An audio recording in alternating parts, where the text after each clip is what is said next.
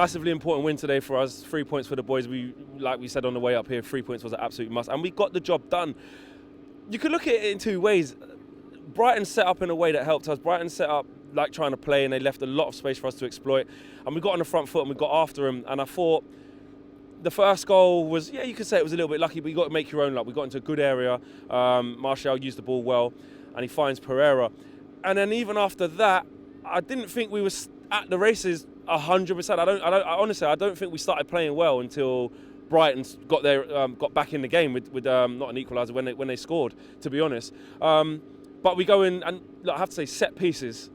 Thank God we've scored from one. You know, we've been talking about Maguire trying to use him in that way at the back stick, and Fred whipped in a great ball. I don't even know if it's definitely Maguire actually got the head on it. It looked like just a combination of all of them, but he was there, and it came from his impact. Fred, I want to talk about Fred because he's received a lot of criticism in his Man United career, short Man United career so far. But I like what he's doing at the moment. I've liked what he's been doing for the last couple of months. I think he's been steadily growing in confidence. I've almost said that on every match reaction. He has been growing in confidence. I think he's good on the ball. I think his decision-making is getting better. He's breaking up play. And he had a hand in both goals today, because even it was the first phase of the play where we scored the first goal. You look at what Michael Carrick used to do, passing between the lines into a number 10, into a play he's going to get on a half turn, and then we're on the attack. That's what Fred did well today for me. And in that first goal, that's exactly what he did. It looked like Pereira maybe done too much and he got crowded out, but we managed to get the goal in the end. So Fred, big plus for me. I thought he was fantastic. And I don't really get where fans don't really see anything in him at all. I mean, I'm not saying he's a world beater and he's amazing and he's the best thing since sliced bread, but I'm seeing a player growing in confidence and an integral part of our midfield. Alongside Scott McTominay today, I thought Fred had the better game, but McTominay did really well as well. Daniel James, I think, as much as I was saying on the way up, Greenwood, why not just start him, let them two fight it out? I think what we're seeing in James, to be fair to Ollie, is that he's just a constant threat. And in that type of game today, I think what you're going to get with James is just direct play at all times of the match. You know, he calls their left back, who I don't even think he was a left back, who was about 9 foot tall. There's no way that geezer's a left back, by the way. He's just causing problems all game. He got him booked early, towards the end of the first half, and he just kept going out. And what I liked about Daniel James was not just the fact that he's rapid and take players on. It was the fact that he used his brain today, his decision making. There was times where he could have carried on dribbling into the space because he could, or try and beat a man and draw a foul. But he made the early cross, and he was just, a few inches away of finding their targets, and he did lay it on for Rashford in the second half as well. And that brings me on to Rashford. It's a weird one because he will get confidence because he scored. He's scoring in back-to-back games. But he's missing a lot of chances. The old saying is, look, if you're missing a lot of chances, that's fine. You're getting in the positions. The main thing is that you're there. The goals will come. And I'm sure Ollie will be saying that. But I want to see him be a bit more clinical. That one he missed that should have made it 4-1 when I think Martial laid it off for him.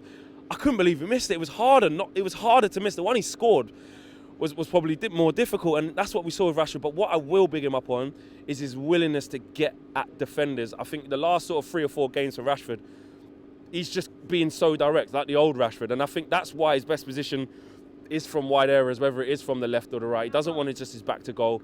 We can see that that's not the best in him, and he was so direct. And against Brighton, who, if you make it easy for them, and if you make it relax for them and let them have their 2 banks of 4, it's going to be difficult to break them down. You've got to be direct, and I thought with James and Rashford we had that today. Martial will go completely under the carpet today for me. I don't know what it looked like on TV to you guys, and a lot of the stuff he did off the ball was good. He's been criticised for that, but his intelligence, especially in the first half, I remember saying to the guy next to me, I was like, Martial hasn't really been in the game that much, considering all the plays coming down the left and the right, and he wasn't really linking up with Rashford as well as he has done in the last few games. But what I loved about Martial's performance is that when he did get into areas where he needed to use the ball and make the right decision, he did it. He gets an assist for Pereira's goal, and he gets an assist for Rashford's goal because he's clean through himself, takes it around the keeper, and when he's through, he could have just tried to rush his shot, but he picks the better option, which is Rashford, who's got the whole goal and opens up the angle.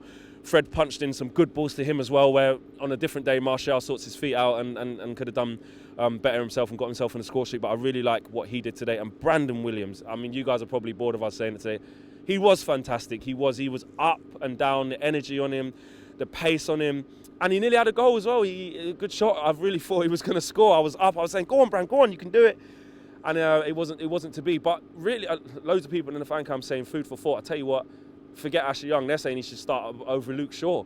And, you know, I'm going to put that to you guys. Should he be starting over Luke Shaw? It's a long way back for Luke Shaw. He's not back yet, and it's going to take him time to get into the game. But Brandon Williams is given food for thought, and he's done really well. He's showing no fear, Brandon Williams. So for me, give him more game time, Ollie. Why not? Why not? I know he wants to bed the youngsters in slowly, and I see what he's saying about Mason Greenwood, and he was saying that Mason knows why he hasn't been playing as much. We've had a word with him. But Brandon Williams, I keep saying, the games he's been asked to play prior to this are difficult games, away games, at tough grounds, and he's coming out in trumps. And Ollie said, I think it was after Rochdale here, or it could have been Astana, when he said we found a left back. I can't remember what game it was. He said we found a left back here in Brandon. So Ollie clearly believes in him, so he's got to keep pushing him forward. Ashley Young, no doubt, I think will be back against Sheffield United, whether you think that's right or wrong, but he will. He's a senior pro, and I think he's still going to get the nod for the remainder of the season in that position. But Brandon Williams is definitely showing promise, and I think he should be getting a run in the side. All in all, it's a confidence booster. We had to win today. We had to climb the table going into the international break. Sheffield United will be a tough game. McTominay, I really hope, I haven't seen any updates, I hope it's not a bad injury. When you see the stretcher coming on and McTominay down for that period of time, and he was holding his ankle, he was giving it the whole, he looked in real pain. It was good that he managed to hobble off instead of being carried off. I don't know if he was down to be on international duty, he probably was, but I can't see him going now, so hopefully he's got those 2 weeks to get himself ready for Sheffield United, because I tell you what, you're looking at midfield, and it goes back to the summer where we didn't invest. There's no Pogba at the moment, there's no Matic at the moment. We're fucked in that area, to be honest. If Fred and McTominay aren't fit every single game, even the balance, you know, you might want to put Pereira next to Fred, but the balance just wouldn't be the same. We don't have another McTominay right now, so it's really important that he's fit. 3 points, we go on again, international break. Let's rest up. Hopefully there's no injuries to some of our key players in the international break. Roll on Sheffield United, peace.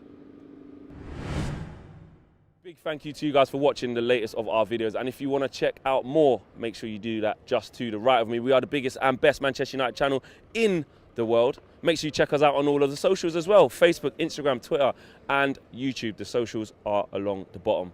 Peace.